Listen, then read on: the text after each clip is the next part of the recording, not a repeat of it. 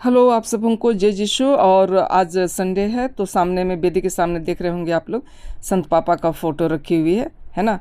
तो आज हमारी कलीसिया जो है संत पापा का एक तरह से श्रद्धांजलि अर्पित कर रही है। तो आज हमारे बीच में हमारे संत पापा नहीं रहे, ये सारी दुनिया इस बात को जान रही है और सारे लोग श्रद्धांजलि अर्पित कर रहे हैं। तो चलिए फिर आप लोग सब आज बने रहिए। श्रीमती रचिता का संत पापा की जीवनी पर।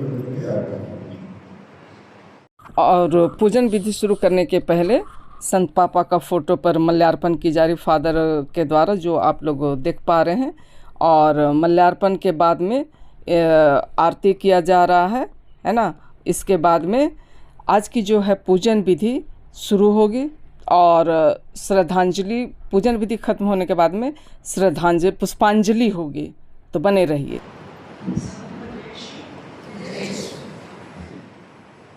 दिवंगत संत पिता फ्रांसिस का जीवन परिचय। संत पिता फ्रांसिस का जन्म जोर्जिया मारियो बुर्गालियो के रूप में 17 दिसंबर 1936 को ब्यूनस आयर्स, अर्जेंटीना में हुआ। वे मारियो जोस बुर्गालियो और रेजिना मारिया के 5 संतानों में सबसे बड़े थे। उनके माता पिता इटली के अप्रवासी के रूप में अर्जेंटीना में आकर बसे। जब वे 20 वर्ष के थे तो वे निमोनिया नामक जानलेवा बीमारी से ग्रसित हुए, जिसके कारण उसके दाहिने फेफड़े का एक हिस्सा ऑपरेशन के द्वारा निकाल दिया गया। 1958 को इस गंभीर बीमारी से उबरने के बाद उसने यीशु सामाजिक धर्म संघ में प्रवेश किया। अपनी बुलाहटी जीवन को साकार करने हेतु उन्होंने दर्शन शास्त्र और इस शास्त्र की पढ़ाई पूरी की और 13 दिसंबर 1969 को आर्चबिशप रेमन जोस के कार्यक्रमों से गुरुदायी अभिषेक ग्रहण किया। इसके बाद 9 शिष्यालय में प्रशिक्षण का कार्यभार संभाला।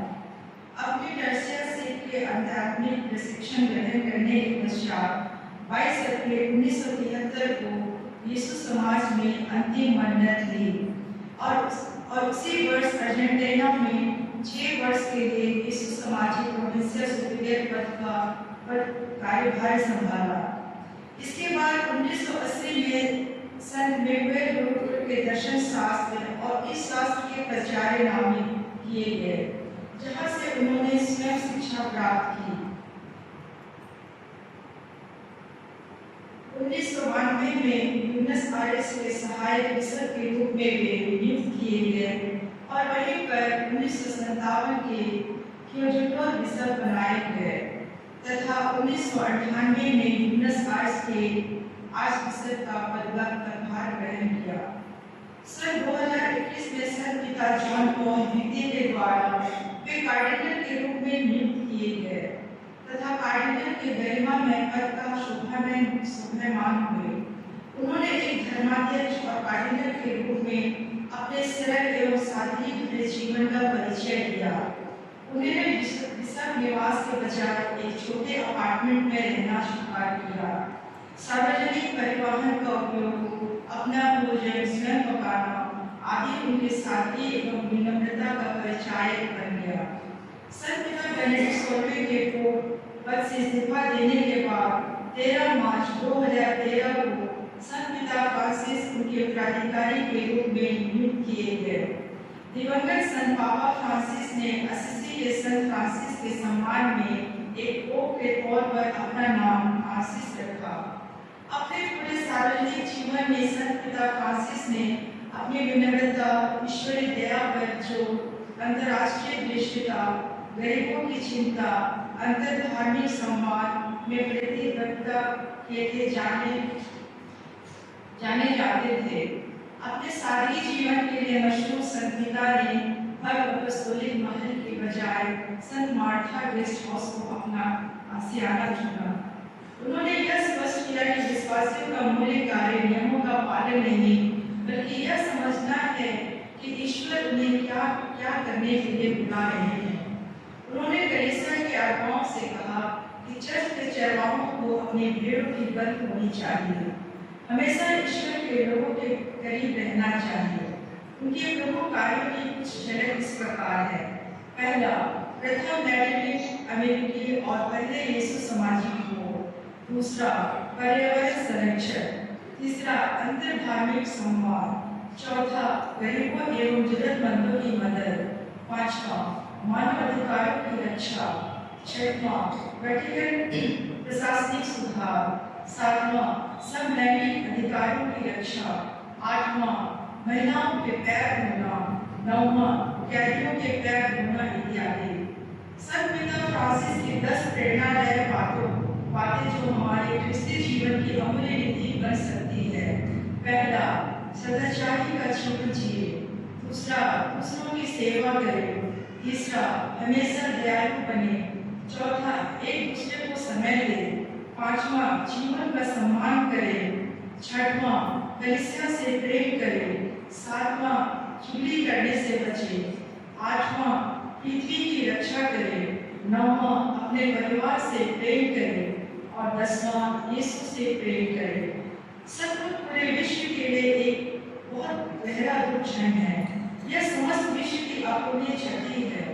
उनका प्रेम, करुणा और सेवा भाव हमें सदा प्रेरित करता रहेगा।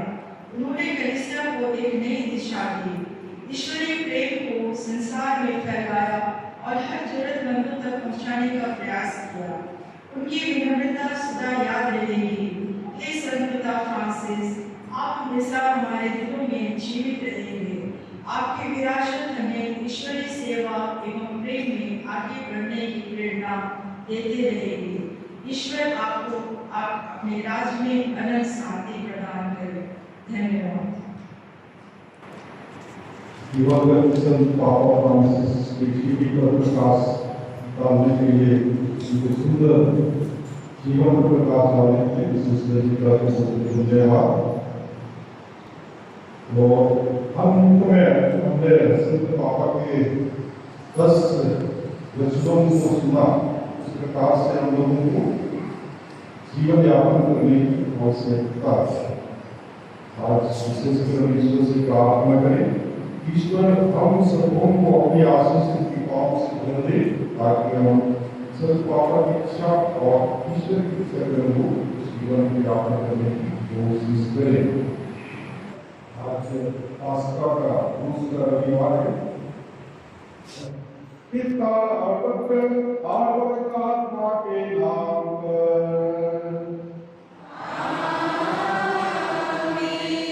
हमारे प्रभु यीशु क्रिस्त की कृपा, ईश्वर का प्रेम तथा पवित्र आत्मा का साहचर्य आप सबों को प्राप्त हो।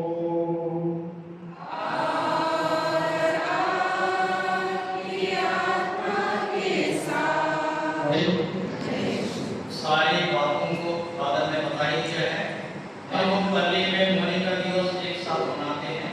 बाबा उनके हम लोग मई महीने में प्रार्थना करते हैं, उन्हें शुभकामना देते हैं, अपने इच्छा कर्म मनाते हैं।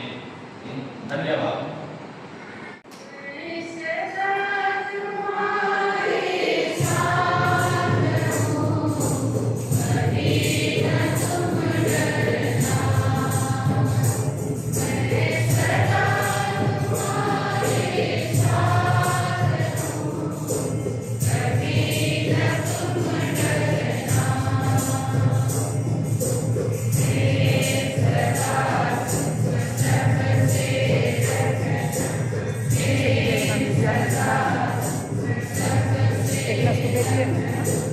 एक